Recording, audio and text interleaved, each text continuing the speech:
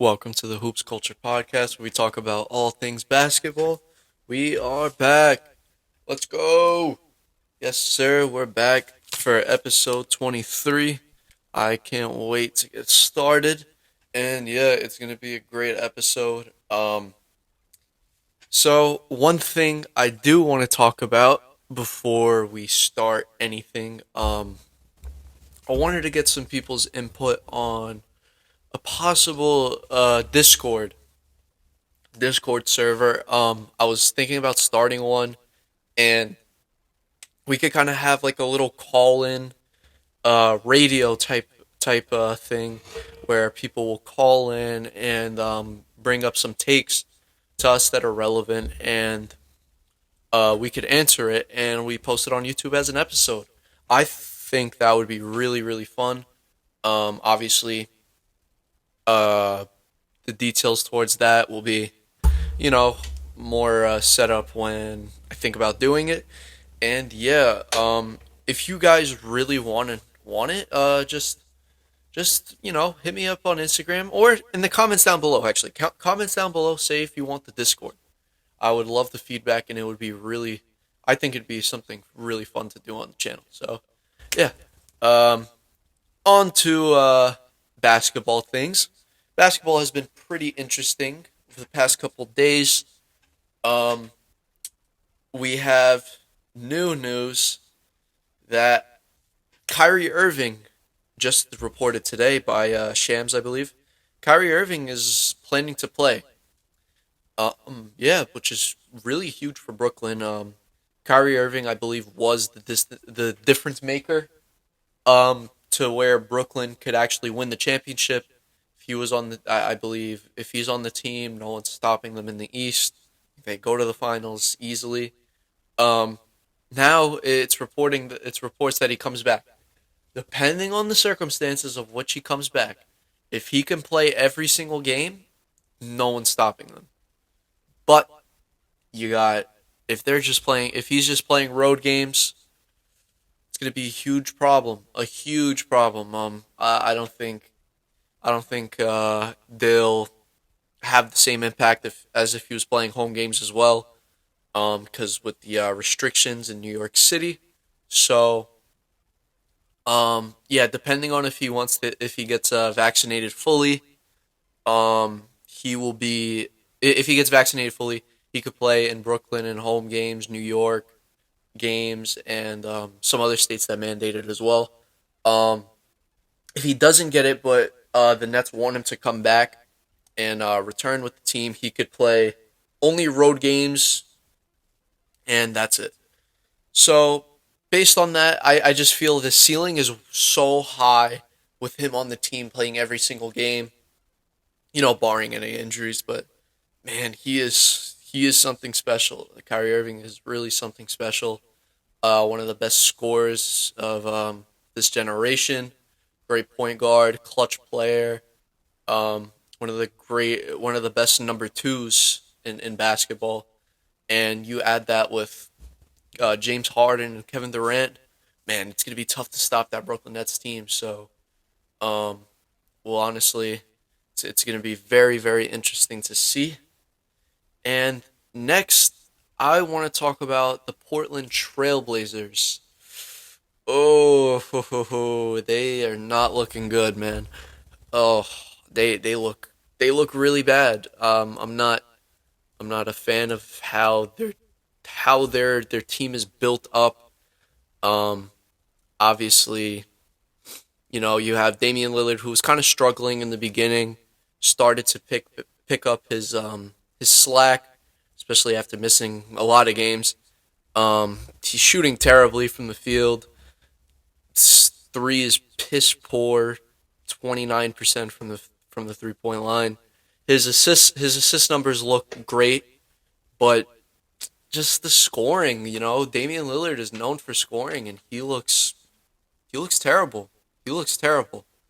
Obviously, CJ McCollum has kind of picked up that slack, but you know, there's more about him now where he's had a collapsed lung, which is very unfortunate. I really hope he gets better and he'll be back soon. that would be great just to see him back. We don't want nobody getting hurt, nothing like that. So, yeah, I would really, I would really love to see CJ back, but just the rest of the team is not good enough. The rest of the team is not good enough at all. They're just not the same team, the same Trailblazers they were in the past at all, not at all. And Chauncey Billups is not. Uh, he's not the coach. He's not the guy. He's not the guy for this team. He just does not. He doesn't do anything well for them. I don't like how he controls the team and how he was putting some blame on some of the other guys and not putting blame on others. Like, what is that? That's not that's not how you're supposed to coach. You're not supposed to put blame on some people and not on others. Like, it's just it's so bizarre how this team just looks this year. They're really just not good. They're just not a good team. Like they're really just not a good team at all. Um, just they don't play together. It's very inefficient play. Um, and then it's weird because you hear the Lillard trade rumors, and um, you're like, oh, he really requested a trade, and then he comes out and says, I'm not getting traded. So when you put just that thing of just that looming thing of Lillard always like getting traded, but he doesn't want to be traded, like talks of him getting traded, not wanting to get traded, this and that. It's all just so weird, so very very very weird, and you got all these injuries happening, and you know so many guys in and out of the lineup. I could see them not making the playoffs this year. That's how deep how bad it has been for Portland this year. There could really be a chance they don't make the playoffs this year. I mean, I don't even know when CJ McCollum comes back. You know, it's very tough. We'll honestly see what happens, and yeah, I mean, I really hope Portland gets it together. I love Damian Lillard. He's such a great guy. You know, Dennis Smith Jr. kind of revived his career almost. He's been playing wonderful in place of C.J. McCollum, and when Damian Lillard was out, um, you could see you could kind of see the bits of flashes of what we could have got as a player. Um, the aggressive going to the hole, finishing on guys because he wasn't a bad player his rookie year and his sophomore year with the Knicks and the Mavericks. He wasn't bad, but then they just stopped playing him. They ruined his confidence, and yeah, you could kind of see that. I mean, he looked really really good his rookie year. I really don't understand what happened, but he kind of looks a little bit more rejuvenated on the Blazers.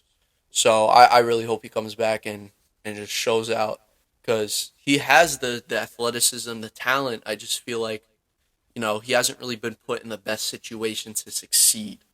That's how you could really put it. So yeah, um, I hope I hope everything goes well with him and the Blazers, but it's not looking too good right now at all. Next, I want to talk about the Indiana Pacers. Yeah, the Indiana Pacers have been in the news lately.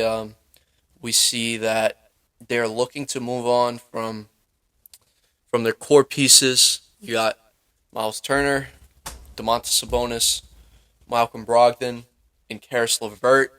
They want to move on from those guys. I mean, I think it's best to kind of get rid of that because you lost in the first round a lot for the past I believe ever since Oladipo got on the team. Even with Paul George there in 2016. From 2016 to now, you haven't passed the first round. It's could be frustrating as an organization, as a fan base to see your team make the playoffs every year. You're not a bad team, but you're just not good enough to get past the first round and even win a championship. It's very frustrating and the organization wants to fully rebuild, which I completely understand. And there's other factors to it, like them not being that good of a team this year. They're very boring, which leads to not enough seats, not enough people in seats. Which, not enough people in seats. You're a boring team because no one wants to watch you because you're boring. You're a boring team. They are a boring team, in my opinion. And yes, they won three in a row right now, but I still don't see nothing special from them. I don't think I think they have to blow it up. They're a very boring team. You need some younger guys there. You need to put people in seats because the owners have to make money too. Owners have to make money too. They're not making money from ticket sales. What happens? Nothing. It's just bad. So yeah, Indiana. I think trade packages. Trade ideas. Sorry, I'm stuttering. I don't know what's wrong with me right now. But Miles Turner, if he were to go somewhere, I think somewhere like a New York Knicks. Um, Obviously, you could send him to a team like Milwaukee, who would like a center. Actually, I feel like his best fit is in Milwaukee. Um, you add to that interior defense. Your starting lineup would be very sound on defense. Obviously, no one's coming in the paint with Giannis and Miles Turner there. Miles Turner is one of the best blockers in the NBA, and Giannis is former Defensive Player of the Year. And Miles Turner could switch on the smaller guys and play perimeter defense. So that's just even scarier for the Milwaukee Bucks. That could really push them with the Brooklyn Nets. Even if the Nets have Kyrie, that would be amazing to have. Obviously, there's the thing with the fit with the New York Knicks, but the New York Knicks are kind of in the same place, except for the fact that everyone goes to New York Knicks games, and just the Knicks are terrible right now. Um, Domantas Sabonis is a little tough because we all know how good he is. Um, he's right now he's definitely the number one option in Indiana. But how does he fit on other teams is the question. You got Phoenix. Phoenix has called about him apparently. You put him at the four with Aiton, and then obviously you got CP and D Book because I'd assume Mikal Bridges would be a part of that deal and a couple of their bench pieces. Does that put them over the top? I definitely think they'd win a lot more games. A lot more games. Sabonis is someone who could, you know, also play exceptional defense, score the ball at a good rate, and get easy dishes to DeAndre Ayton would be nice, especially in the low post. And yeah, I think he would fit well there.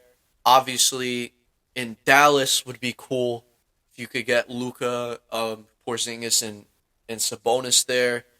You maybe you move Sabonis to the center position and have Porzingis play the power forward. Have Sabonis play down low. Porzingis kind of plays more outside. And yeah, I mean that would be a great team to see. Malcolm Brogdon has been really it's really tough to put him where would you put Malcolm Brogdon realistically on any team? It's really tough. I mean, I really don't know because yes, he's a great player, but a lot of good teams have some great point guards. Um, and yeah, I mean, I'm really not sure. Obviously, you could possibly do a Ben Simmons trade. Um, a Ben Simmons trade would be nice, um, especially for Philadelphia because I think he'd fit so well with Joel Embiid, and Pacers get that guy who could just put sell some tickets and be really productive there, having his own team and everything like that. It's just really tough. He's a great player though. Malcolm Brogdon is one guy who is so consistent and just can get a bucket for you and really just do it all. Um, and yeah, that would be very good for Philadelphia to have. But there's just not too many other teams I would see him on, and he has a pretty hefty contract. So yeah, it's a little tough to plan for. Then you got Caris Levert, another core guy they would love to trade. I wouldn't say he hasn't worked out in Indiana, but he's been a good player in Indiana, but he hasn't been, that star that everybody was saying they're going to see. Um, he kind of fluctuates up and down. Um, excuse me. Fluctuates up and down this year. Not consistent scoring. I think he's best suited on a championship team as a six man. Him as a six man would be very, very. Oh, that would really elevate a team. Definitely a Western Conference team. I would see him on the LA Clippers. I think he would be great. He'd be kind of like what Lou Will was for them a couple of years ago. He would just be that get a bucket guy, come and lead the second unit to get some points, and I think he would fit really well in that role. So yeah, I mean that's my thoughts on the Indiana Pacers. It's to a point you have to you have to restart. They've been a good team for a very long time. It's just they missed the playoffs last year. Um, and this year it looks like you're not going to make the playoffs either. So you have to make a move somehow. Yeah, that's really all I got for today. Please in the comments let me know if you want to see a Discord, and I'll set it up. I'll set it up, and we could have our radio calls on maybe Fridays, Radio Fridays, something like that. That would be really fun. So yeah, that was episode 23. See you guys all later. Peace.